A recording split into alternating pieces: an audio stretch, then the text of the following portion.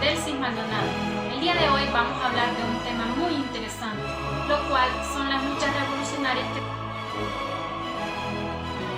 Durante el antiguo régimen, los movimientos sociales más habituales eran las revueltas campesinas.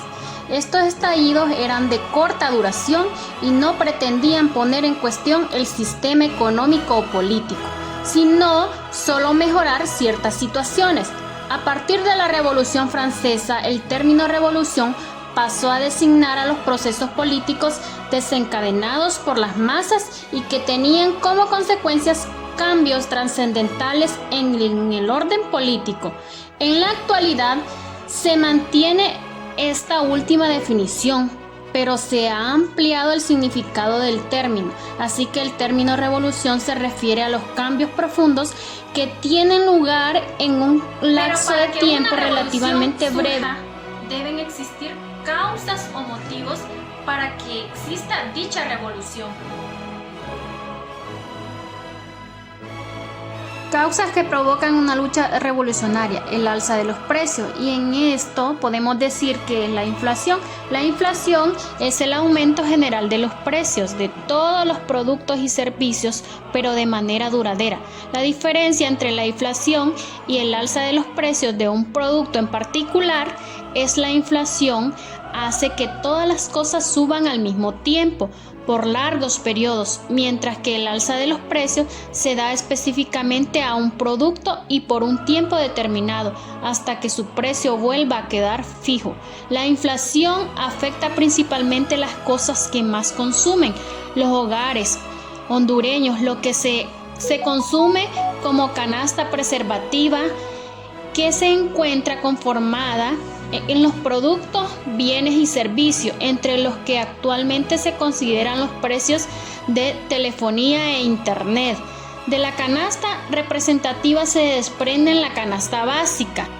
El desfase entre los impuestos elevados y la ineficiencia creciente dentro de los servicios del Estado, podemos decir que todos los impuestos en mayor o menor medida afectados los incentivos y que pueden alterar el comportamiento de los consumidores, productores y trabajadores de tal forma que se reduce la eficiencia económica. En un sistema tributario ideal debería minimizar la medida de lo posible los efectos negativos sobre la eficiencia económica.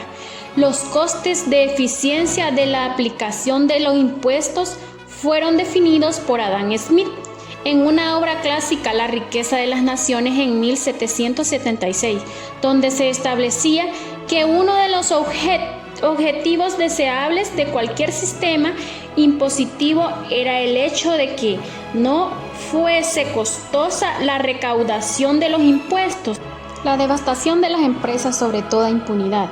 En términos jurídicos se entiende por responsabilidad la condición de un sujeto que lo hace posible de una sanción. En términos fisiológicos se trata de la obligación y posibilidad de hacerse cargo de las consecuencias de las propias acciones. En el caso de las acusaciones analizadas por este tribunal, se verifica una situación generalizada de impunidad entendida como la falta de una investigación efectiva y de aplicación de sanciones de los responsables, pero también se observa una impunidad histórica, una falta de asunción de las responsabilidades políticas por parte de los distintos estamentos estatales, que deja a las víctimas en una situación de falta de reconocimiento de sus derechos, huérfanas de las posibilidades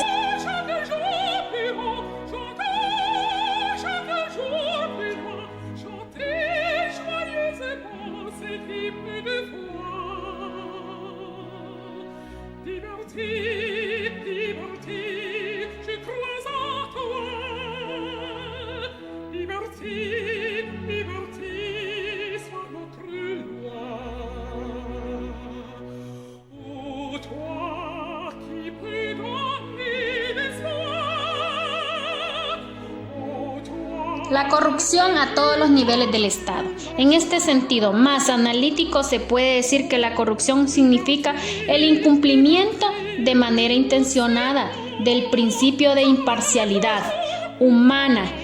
Podemos decir también que con la finalidad de extraer de este tipo de conducta un beneficio personal o para personas relacionadas. Cuando se dice incumplir el principio de imparcialidad, se está diciendo y haciendo referencia en el sentido de que exige que las relaciones personales no deberían influir en las decisiones económicas que involucren a más de una parte.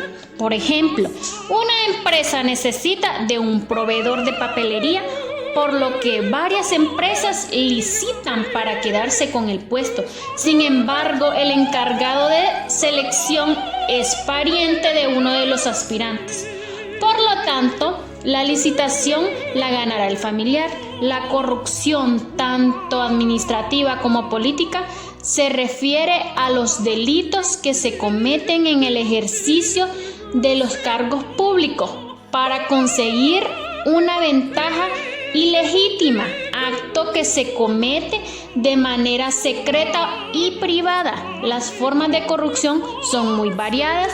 Algunas de ellas son el soborno, el más repetitivo de los delitos como la administración pública, y que va desde la entrega de una módica suma a una oficial de seguridad para evitar una multa, hasta el ofrecimiento de grandes cantidades de dinero para la evasión de los impuestos. El tráfico de las influencias está consciente cuando un funcionario utiliza las influencias para conseguir un favor de alguien. El sabotaje organizado de los servicios públicos para justificar su privatización. Como hemos introducido, la privatización se produce cuando una administración pública cede la explotación de un servicio a una o varias empresas privadas. Dicho servicio era presentado por el sector público con anterioridad a la venta, de tal manera que ahora éste deja de tener responsabilidad alguna sobre el mismo. También existe la privatización de bienes, que se produce cuando el Estado o sus representantes venden un activo de su titularidad. Aquí se incluirían desde empresas públicas enteras hasta espacios o instalaciones físicas. ¿Cómo se produce? Dependiendo de la tipología del servicio, o bien se desee privatizar, generalmente los activos en cuestión se ofrecen al mercado mediante algún mecanismo de venta, subasta, generalmente en virtud del cual los diferentes agentes privados que deseen participar en el proceso presentan sus ofertas. Aquí existen ciertas polémicas en torno a la transparencia del procedimiento, dado que no siempre los pliegos de la venta se publican debidamente. El sabotaje de los servicios públicos, cuya ineficiencia después es utilizada como pretexto para privatizarlo. Un ejemplo sería las famosas leyes que se inventan en el Congreso Nacional para privatizar la salud y la educación. No podemos tener en nuestro país escuelas privadas, porque no todas las personas tienen las condiciones para tener un hijo en una escuela privada. O no podemos privatizar la salud, porque los hospitales no pueden estar privados, porque las personas necesitan también atención médica. Y nosotros como hondureños tenemos que exigirle al gobierno que la salud y la educación tienen que ser gratuitas. Muchas gracias. Recuerde, la educación es el arma de poder que cambia mentes.